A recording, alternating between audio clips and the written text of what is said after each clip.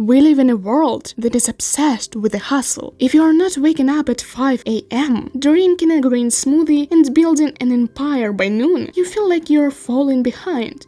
Especially in your 20s. I used to think that every single minute of my day had to be productive. If I was resting, I felt incredibly guilty. But honestly, that mindset completely broke me. Let's talk about unlearning toxic productivity and why we need to completely redefine what success looks like. When you manage your own projects or do any kind of creative work, the lines between work and life just disappear. You open your laptop just for a second on a Sunday and suddenly it's a midnight. We tie our entire self-worth to our output. We think that pushing through exhaustion makes us dedicated, but working until you burn out isn't a badge of honor, it is a trap. I realized that if I keep running on empty, I won't have any energy left for the things I actually love.